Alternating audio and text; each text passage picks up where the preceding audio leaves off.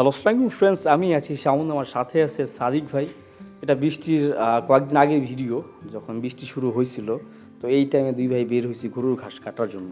যখন বৃষ্টি থাকে তখন আমাদের বেচাকেনি কম থাকে দোকানে, আর সেই সময় আমরা দুই ভাই আসলে গরুর ঘাস কাটি বা আদার্স অন্য অন্য কাজ করি বা কৃষি কাজ করি বা মাঠে বা খামারে, সব জায়গায় আমরা দুই ভাই কাজ টাজ করি।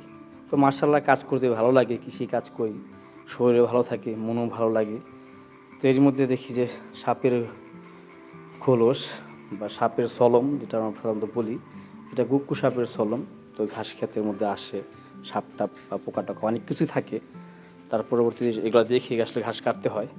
তো সাপটা অনেক বড় ছিল, তো বড় আকারের সাপটা ছিল।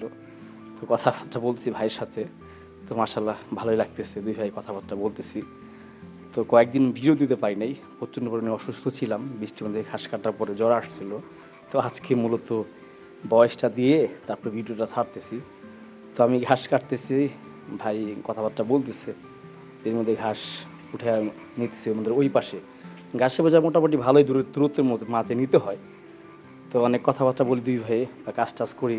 তো এর মধ্যে আমাদের ঘাস নেওয়ার জন্য আমাদের ড্রাইভার বা আমাদের মাসুদ সেও আসছে। তো ওরে দেওয়া মাঝে মাঝে ভিডিও টিডিও করাই, আর আমাদের ক্যামেরাম্যান লাগে না, আমরা দুই ভাই মোটামুটি ভিডিও টিডিও করি। আর সাথে আমাদের মাসুদ আছে, আমার ভাগ্নে আছে, তো ওদের দেওয়া আসলে ভিডিও টিডিও করাই। আর কাজ ভালো লাগে, আর সেজন্যই মূলত আপনাদের মাঝে দেখাই ভিডিও করে। এই যে আমাদের ক্যামেরাম্যান মাসুদ, ভালো লাগা থেকে আসলে মানে ভিডিওগুলো করা। তো মার্শাল্লাহ সবাই দোয়া করবেন আমাদের জন্য। আলহামদুলিল্লাহ কালকে শুক্রিয়া আদায় করি, আল্লাহ যেন সুস্থ রাখে, ভালো থাকি, এটাই আল্লাহর প্রত্যাশা।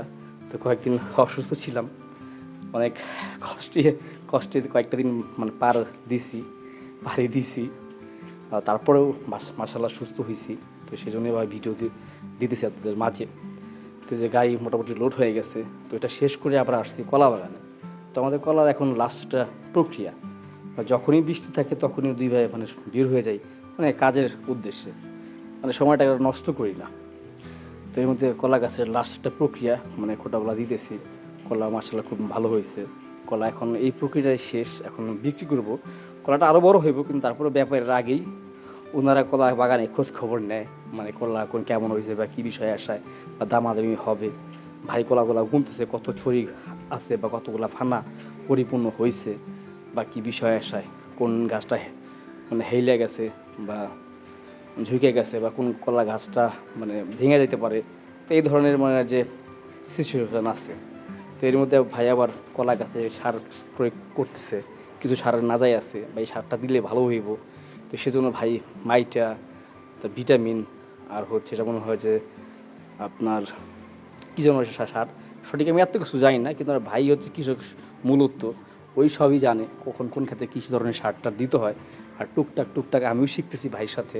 তো মার্শাল্লাহ আলহামদুলিল্লাহ, যে আল্লাহ তাআলাকে শুকরিয়া আদায় করি যে আসলে কৃষিকাজের মধ্যে অনেক আনন্দ আছে বা হাসি খুশি আছে, ভালোবাসা আছে। একদমই হালাল রুজি, হালাল রোজগার, একদমই হালাল ইনকাম।